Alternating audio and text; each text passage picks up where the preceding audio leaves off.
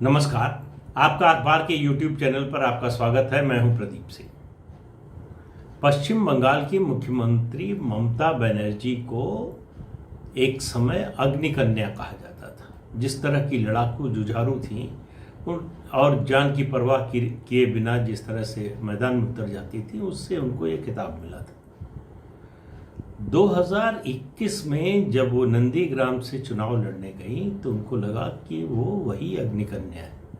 उनका अहंकार जो था वो इतना हावी था कि उनको लगा कि पश्चिम बंगाल में विधानसभा चुनाव उनको कौन हरा सकता है, और वो भी वो व्यक्ति जिसको उन्होंने आगे बढ़ाया, जिसको आपने साथ रखा, जो उनका दाहिना हाथ कम से कम नंदीग्राम में था, उस संग्राम में था, शुवेंदु अधिकारी। तो उनको लगा कि इसको सबक सिखाना जरूरी है।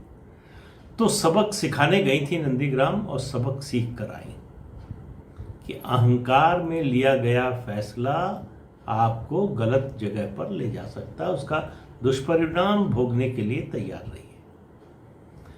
अब सीन बदलता है। भवानीपुर में बाई इलेक्शन हो रहा है, वहां से ममता बनर्जी चुनाव लड़ रही हैं। आप अगर भूले नहीं हो, अप्रैल मई के उनके दौरे नंदीग्राम के और वहाँ दिए जाने वाले भाषण, और सबसे बड़ी बात उन भाषणों का तेवर, और भवानीपुर का सुनिए आप उनका भाषण तो आपको बहुत बड़ा अंतर नजर आएगा। वहाँ नंदीग्राम में ममता बनर्जी दहाड़ रही थी, यहाँ भवानीपुर में याचना कर रही हैं। वो एक तरह से मतदाताओं के सामने गिड़गिड़ा रही हैं कि भाई आप लोग वोट देने जरूर जाएं। ये न सोचें, ये सोचकर घर में न बैठें कि दीदी तो जीत ही रही हैं, हमारे वोट से क्या होगा। अगर पानी बरस रहा हो, आंधी आ रही हो, तूफान हो, कुछ भी हो, वोट देने जरूर जाइएगा। और हमको 100% वोट चाहिए, सबका वोट चाहिए, एक एक वोट जरूरी है। अब वो याद कर रही हैं अपनी माँ की बात। वो कह रही हैं कि मेरी माँ कहती थी कि तुम यहाँ से लड़ो। क्यों, उन्होंने पूछा तो उन्होंने कहा कि भाई अगर तुम यहाँ भवानीपुर से लड़ोगी तो मैं तुम्हें अपना वोट दे पाऊंगी। भवानीपुर में पली बढ़ी है ममता बनर्जी, उनका घर है वहीं पर। इस सीट को छोड़कर वो गई, 2 बार से यहाँ से विधायक थी, इसको छोड़कर गई थी। अब भवानीपुर के लोगों से कह रही हैं कि अगर मैं हार गई, अब आप इस भाषा पर ध्यान दीजिए, ममता बनर्जी की किसी भी चुनावी रैली में जब से वो राजनीति में आई हैं आपने ये बात नहीं सुनी होगी। और वो बार बार बोल रही हैं, बुधवार और बृहस्पतिवार 2 दिन का मैंने रिपोर्ट पढ़ी उनके भाषणों की। वो बार बार ये कह रही हैं कि अगर मैं हार गई तो मैं मुख्यमंत्री नहीं रह पाऊंगी, और अगर मैं मुख्यमंत्री नहीं रह पाऊंगी तो फिर NRC, CA, NPR इनके खिलाफ लड़ाई कौन लड़ेगा। और सबसे हास्यास्पद बात लगी, उन्होंने कहा भाजपा के अत्याचार से कौन बचाएगा। अब आप देखिए, अत्याचार करने वाली कह रही है कि जो है भाजपा के अत्याचार से कौन बचाएगा। अत्याचार से बचाने की जिम्मेदारी राज्य सरकार की होती है, मुख्यमंत्री की होती है। अगर कोई पार्टी कर रही है, कोई संगठन कर रहा है, कोई व्यक्ति कर रहा है। यहां ममता बनर्जी कह रही कि अगर वो नहीं रहेंगी तो भाजपा का अत्याचार होगा। ये डर, ये पहली बार दिख रहा है ममता बनर्जी के अंदर ये डर, और ये डर पैदा किया है शुवेंदु अधिकारी ने। नंदीग्राम में शुवेंदु अधिकारी ने जो किया, चुपचाप अपना चुनाव प्रचार जिस तरह से किया, उसको देखते हुए ममता बनर्जी अब डरी हुई है।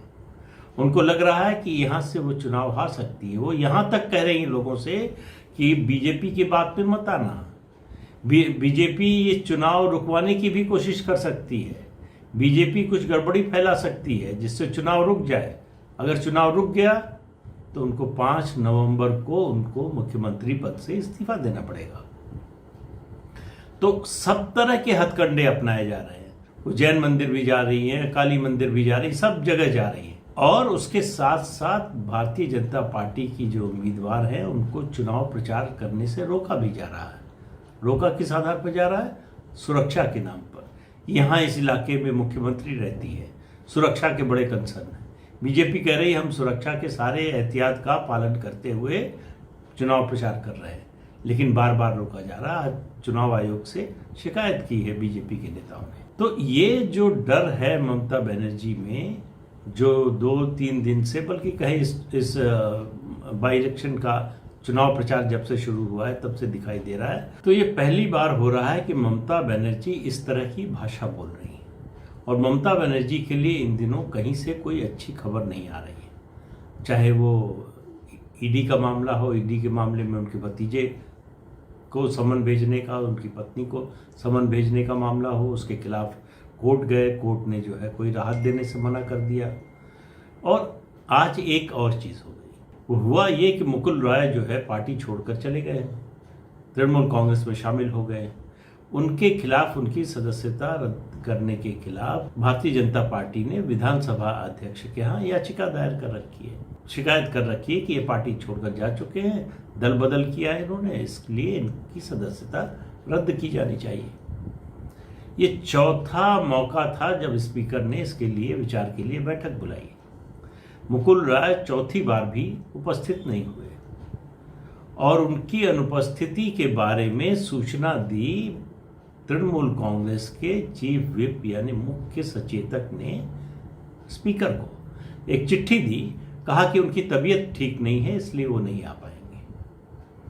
ये चिट्ठी मिलते ही शुभेंदु अधिकारी ने कहा कि अब हमको प्रमाण मिल गया है, इस बात का डॉक्यूमेंट्री एविडेंस मिल गया है कि मुकुल रॉय तृणमूल कांग्रेस में है। उन्होंने कहा मुकुल रॉय नहीं आ पा रहे हैं तो वो खुद चिट्ठी लिख सकते थे। टीएमसी का मुख्य सचेतक क्यों चिट्ठी लिखेगा स्पीकर को? अब फंस गए मुख्य सचेतक निर्मल घोष, तो उनसे कोई जवाब देते नहीं बना।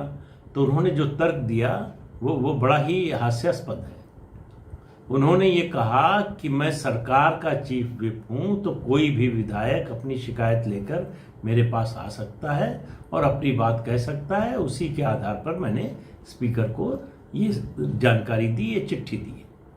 अब सवाल ये है कि उनसे कोई पूछे कि भाई सरकार का चीफ विप कब से होने लगा? आप चीफ विप हैं तृणमूल कांग्रेस विधायक दल के, जो विधायक दल है उसके मुख्य सचेतक है, सरकार का कोई चीफ विप नहीं होता। तो ये बहाना कोर्ट में तो चलने वाला नहीं है।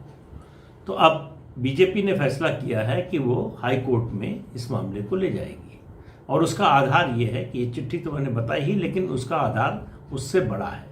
आज भाजपा के वकील ने स्पीकर को सुप्रीम कोर्ट के एक जजमेंट की प्रति दी।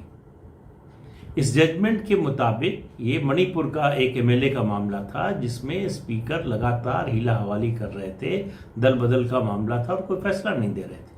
तो सुप्रीम कोर्ट ने यह फैसला दिया कि दल बदल के मामले में स्पीकर को 3 महीने के अंदर फैसला करना होगा। अब सुप्रीम कोर्ट का यह फैसला रूलिंग है। जब ये स्पीकर को दिया गया तो उन्होंने कहा कि मुझे इसका अध्ययन करने के लिए समय चाहिए और उन्होंने सुनवाई नवंबर तक के लिए, शायद 12 नवंबर तक के लिए टाल दी। जाहिर है कि वो हीला हवाली करने की कोशिश हो रही है, लेकिन बीजेपी ने तय किया है कि अब वो हाईकोर्ट का दरवाजा खटखटाएगी। तो ऐसे में मुकुल रॉय की सदस्यता तो जाने ही वाली है। सवाल ये है कि क्या वो फिर से जीत कर आ पाएंगे? ये देखिए, जो 4 लोग भाजपा छोड़कर चुनाव जीतने के बाद तृणमूल कांग्रेस में गए हैं, ये तृणमूल कांग्रेस से ही आए थे, तब भी ये भाजपा के टिकट पर जीते। अब वापस तृणमूल जाएंगे तो क्या जवाब देंगे अपने मतदाताओं को और क्या वो चुनाव जीत पाएंगे? यही डर है ममता बनर्जी का, ये दूसरा डर है जिसकी वजह से टाला जा रहा है कि जितनी देर हो सके बाई इलेक्शन को टाला जा सके उतना टाला जाए। तो ये तौर तरीके ये जो है ये बहुत लंबे समय तक चलते नहीं हैं। फिर स्थानीय निकाय के चुनाव होने हैं जो 1.5 साल से ममता बनर्जी टाल रही है, उसमें भी उनको डर है कि उनके लिए स्थितियां बहुत अच्छी नहीं हो सकती हैं। तो किसी भी नवनिर्वाचित सरकार और पार्टी के लिए लगभग 1-1.5 साल का समय कहा जाता है कि हनीमून पीरियड होता है। उस समय सरकार के खिलाफ कोई ज़्यादा आलोचना नहीं होती, सरकार जो चाहती है कदम उठा सकती है, काम कर सकती है। लेकिन पिछले 4 महीने में ममता बनर्जी की सरकार केवल पॉलिटिकल मैनेजमेंट में लगी रही। उसके 2 नेताओं को सीबीआई ने समन किया, बुलाया सीबीआई कोर्ट में कलकत्ता में, तो वहाँ ममता बनर्जी ने धरना दिया उसके बाहर, सीबीआई दफ्तर के बाहर, और जिस तरह से डराने की कोशिश हुई उसके बाद मामला चला गया हाई कोर्ट में, और हाई कोर्ट से उनकी निंदा हुई, वो मामला गया सुप्रीम कोर्ट से निंदा हुई। तो ममता बनर्जी चारों तरफ से घिर रही हैं।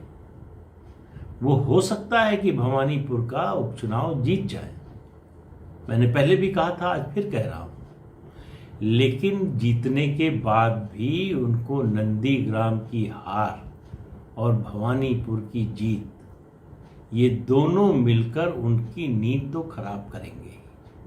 उनको ये समझ में आ गया है कि वो 2 चुनाव जो जीती थी सीपीएम और मतलब लेफ्ट फ्रंट और कांग्रेस के खिलाफ, भारतीय जनता पार्टी वैसी विपक्षी पार्टी नहीं है, वो वैसी प्रतिद्वंदी पार्टी नहीं है। ये लड़ाई उनके लिए ज़्यादा मुश्किल होने जा रही है, और ज़्यादा मुश्किल इसलिए होने जा रही है कि केंद्र में भारतीय जनता पार्टी की सरकार है। तीसरी बात, ममता बनर्जी अगर कानून के मुताबिक चल रही होती तो शायद उनके लिए स्थिति ज़्यादा सुगम होती। अगर चुनाव बाद उन्होंने हिंसा न करवाई होती तो शायद उनके लिए स्थिति बेहतर होती। लेकिन मैंने आज तक ऐसी कोई सरकार नहीं देखी जो 2/3 बहुमत लेकर आए और दूसरे दिन से बदनाम हो जाए, जिसकी क्रेडिबिलिटी दूसरे तीसरे दिन से गिर जाए, जो सत्ता में आते ही सवालों के घेरे में आ जाए, जो कटघरे में खड़ी कर दी जाए। ममता बनर्जी की वो सरकार है, और ममता बनर्जी की ऐसी सरकार का समर्थन उनके साथी या उनके जो हमसफर हैं दूसरे राजनीतिक दल, वो चाह कर भी नहीं कर पा रहे।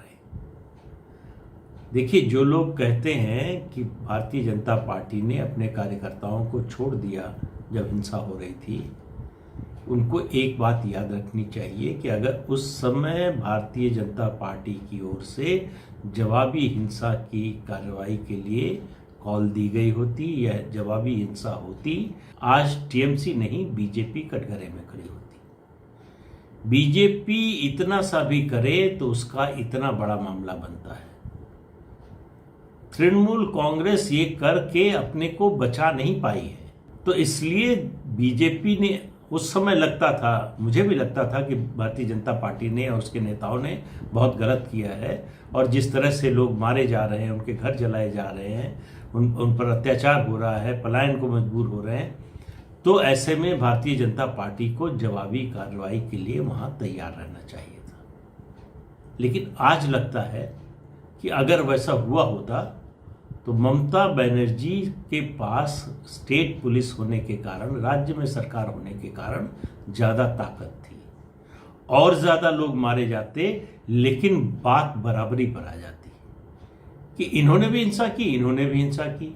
अब मामला कुल ये रह जाता कि किसने ज़्यादा हिंसा की, और देश से लेकर पूरी दुनिया का मीडिया जो है इस समय भारतीय जनता पार्टी की आलोचना कर रहा होता कि देखिए, ये तो दंगाई पार्टी है, ये तो जनतंत्र में विश्वास नहीं करने वाली पार्टी है, हम तो पहले से कह रहे थे कि यह अधिनायकवादी पार्टी है।